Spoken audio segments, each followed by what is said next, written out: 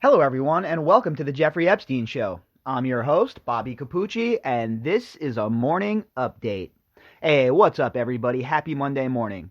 I hope you all had as good of a weekend as possible considering the circumstances, but count on one thing. We will continue to chase the Jeffrey Epstein story throughout this whole entire crazy ass pandemic, including lockdowns, quarantines, whatever it may be. Like I said, unless I catch the crud, I will be here yapping with you folks and trying my best to pump out as much content as possible to do my part to help you from going goddamn crazy stuck in your houses. So that's the plan. I'm going to continue to pump out this content, and I also have a couple of things to talk to you about, but we're going to talk about that after we talk about our article this morning. Our article is from the Daily News, and the author is Stephen Rex Brown. The headline: famed 9/11 fund administrator eager to launch Jeffrey Epstein claims program.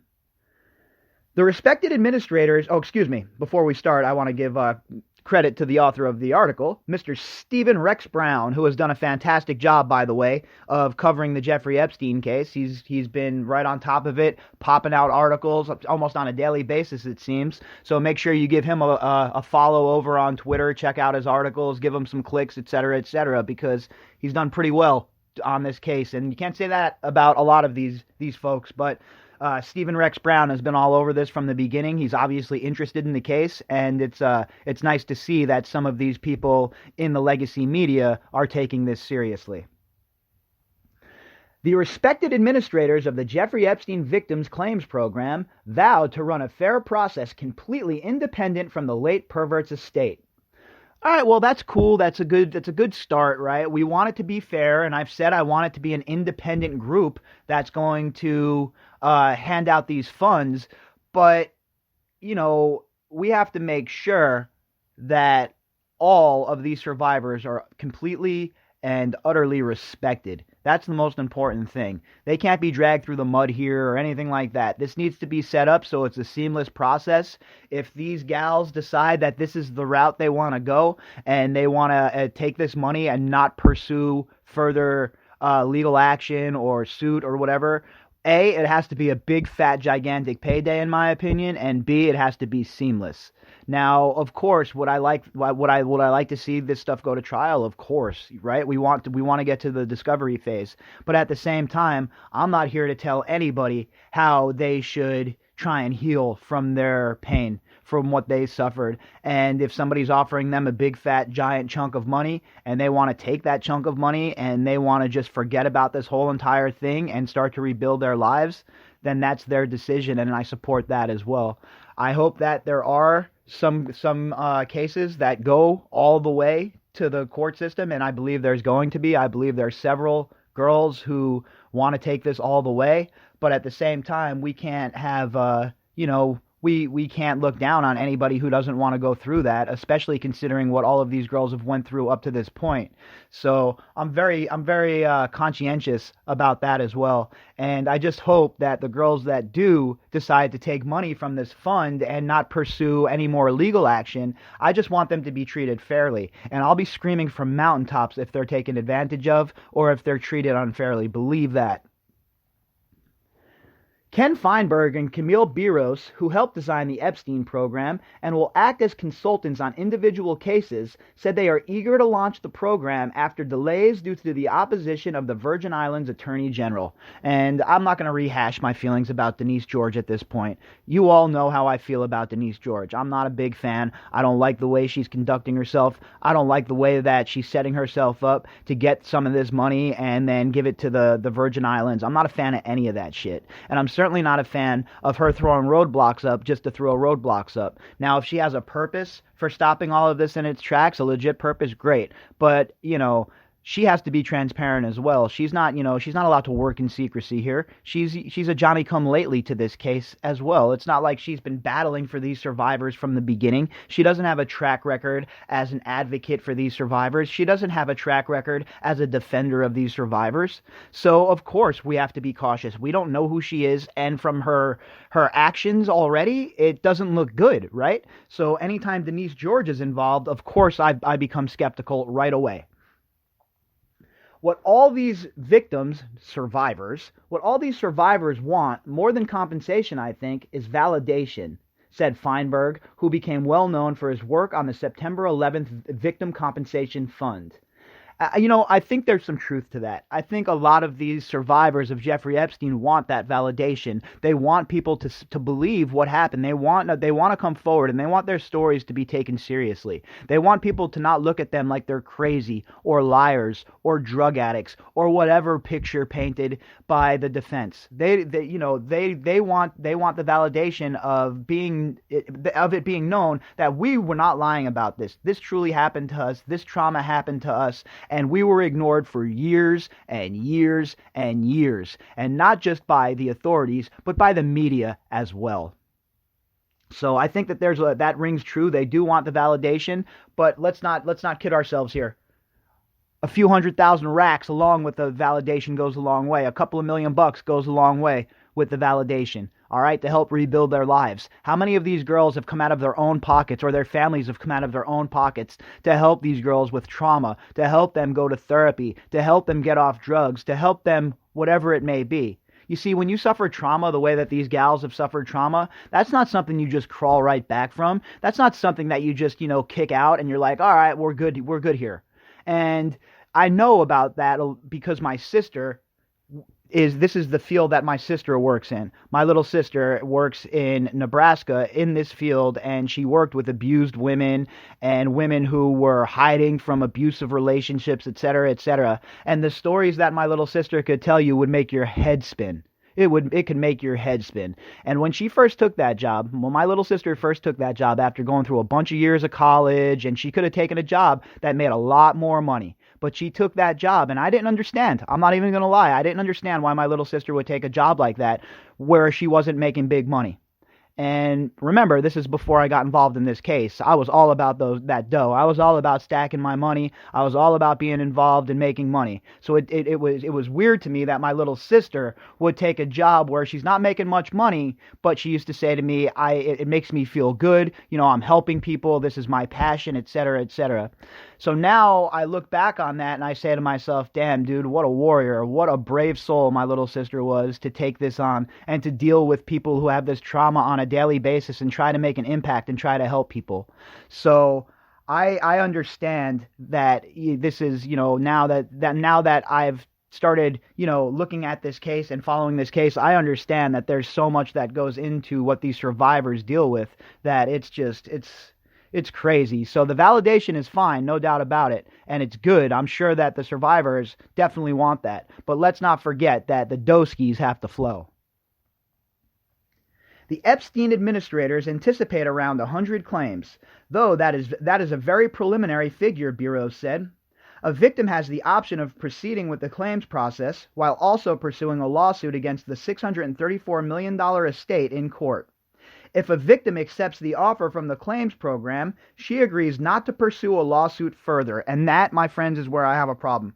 They should be able to get the claim, they should be able to get the dough, and then if they need to pursue a lawsuit or if there's another like class action suit or something, they should be able to get in on that as well. And especially my big problem is no NDAs, no non-disclosure agreements. If these girls take the money and say that they can't get involved in lawsuits going forward as this stipulates, well, then they should at the very least be able to sell their stories and turn it into book format and tell the whole story. I hope that occurs. There's really no language here that says one way or the other, and I'm guessing that they'll be able to tell their stories. I doubt that this commission would try and slap NDAs on these girls, considering the immense pressure we're all putting on them to do the right thing. But I really hope that they don't try and slide that in, because if they do, I'll definitely scream from the rooftops about that as well. It's ridiculous. These girls own their stories. If they want to write a book, or if they want to start a podcast, or they want to do whatever they want to do with their story, they should be able to do that, and they should be able to monetize it as well. Bureaus could not predict the range of settlement offers Epstein victims will consider, but she said some of the key factors under consideration is the Epstein program mirror ones of victims abused by priests as kids. Well, we know they paid out a bunch of dough. The Catholic Church paid out a grip of money to kids who were abused by their priests inside of churches, etc., etc. So that's definitely a good thing, a good omen for the future. If they're going to go and try and dig out the money the same way they did from the Catholic Church, well, that's definitely should give the survivors a little something to look forward to, a little to know that a little something's coming down the pipe. At the end of the day, is going to be huge for these gals. Like I said, they've not only have they been stuck with a huge, huge emotional burden. Think about the financial burden of seeking out therapy, et cetera, et cetera, et cetera, especially if you don't have insurance and whatnot. It's a big deal. It's a huge burden. And I think that this money coming down the pipe is really going to help a lot of these survivors get some closure here and keep it moving, right? We look at age, duration of abuse. Was it one incident or over many years, Buros explained. We look at the MO, whether they plied the survivors with drugs, was there a routine of alcohol? A very key aspect is the lifetime effects of this abuse. That's one thing we focus on in addition to the horror of the abuse, Buros said. She and Feinberg have awarded $370 million to priest abuse victims through programs established for 23 church districts in 5 states. So that's definitely a huge factor, and that's what I was talking about, the lifelong effects that these girls suffered from the abuse. And if that's coming into play, then a lot of these girls are going to see a lot of money coming their way. And I think it's very important, look, at most cases when you start talking about money and lawsuits and people getting paid out, you're like, oh man, who's searching for a payday? But that is not the case right now, and what we're looking at here. These girls aren't searching for a payday. I know that for a fact. I've become really good friends with Maria Farmer, and the conversations that I've had with Maria Farmer about the whole entire Epstein situation have enraged me to the point where I've wanted to just bash somebody's head in. And these girls have been through so much, folks, so much, and it's taken such a toll on them. To think that they would come out of this with no justice of seeing Epstein sentenced and not being compensated on the backside for their pain and suffering would have just been an abhorrent. It would have been an abhorrent situation. But thankfully, at the very least, we're getting some movement towards, there's an investigation into the co-conspirators, and B, we're getting some movement here as far as, these gals starting to get paid, the ones who choose to take money from this fund. Then hopefully this is an expedited situation, and we start seeing some of these gals, start getting the validation that they need and getting some of the money that they're entitled to help them get on with their lives. Interviews with Epstein's survivors will be conducted by Jordan Feldman, the former deputy special master of the 9/11 Fund. All right, well, let's see what Mr. Feldman has to say and what the commission decides they're going to do. I'm not going to be critical of them yet. I'm going to give them a chance to do the right thing. And then if they don't do the right thing, well, you better believe we'll be right here on this podcast eviscerating them. A timeline of Jeffrey Epstein's sex trafficking case. Virgin Islands Attorney General Denise George initially opposed the program, arguing the estate wrongly left victims out of the design process.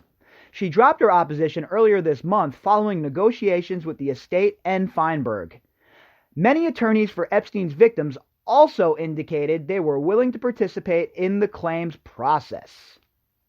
All right, well, we know that she really doesn't like Indike and Khan, and she thinks they're part of the problem. So it's interesting to hear now that Feinberg was involved in the negotiations to get this fund opened up so they can start processing claims. That's definitely an interesting part of the story. Feinberg acting as the mediator there and the go-between, and I guess whatever he had to say to Denise George assuaged her feelings and made her feel that it was okay to go forward with this now. So I wish I could have been, a fly on the wall during that conversation to hear what they talked about. But here we are, folks. This fund is getting ready to crack off. I know there's a lot of mixed feelings about this fund, and I know some people it leaves a bad taste in their mouth because they feel like justice won't be served. And I feel like that in some ways too. But at the same time, like I said earlier, I'm not going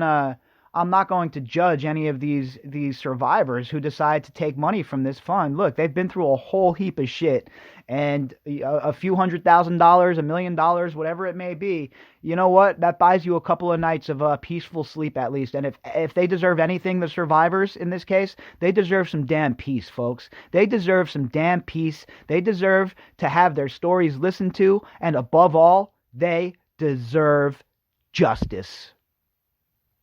All right, folks, so later on today, I'll be dropping episode 2 of the Core 4 series dealing with Sarah Kellen Vickers.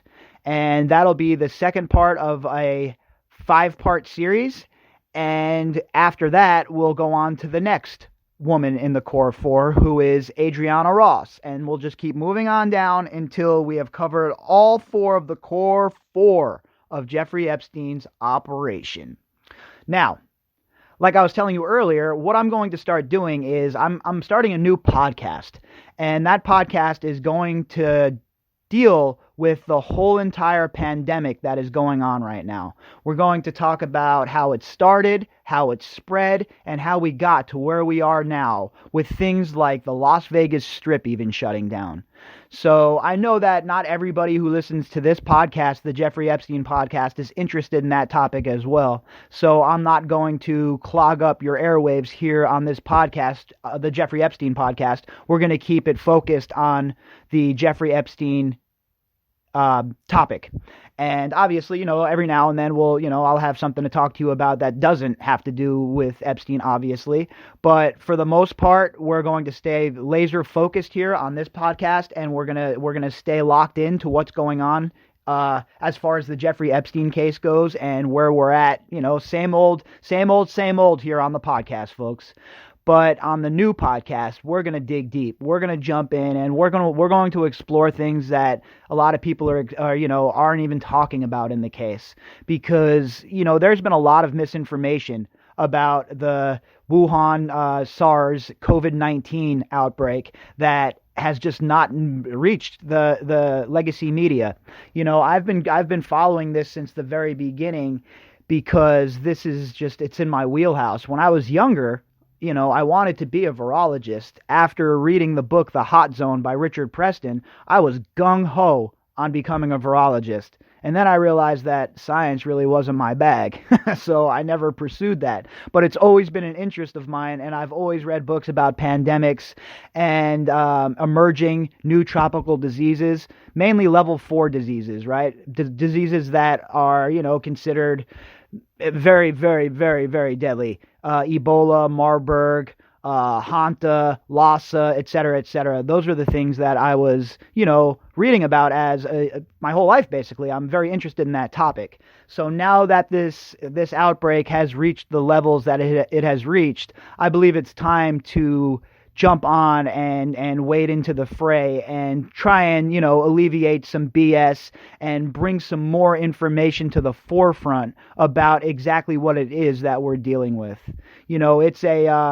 We're in a time here, folks, where it's very, very crazy and very, very anxiety-ridden for a lot of people.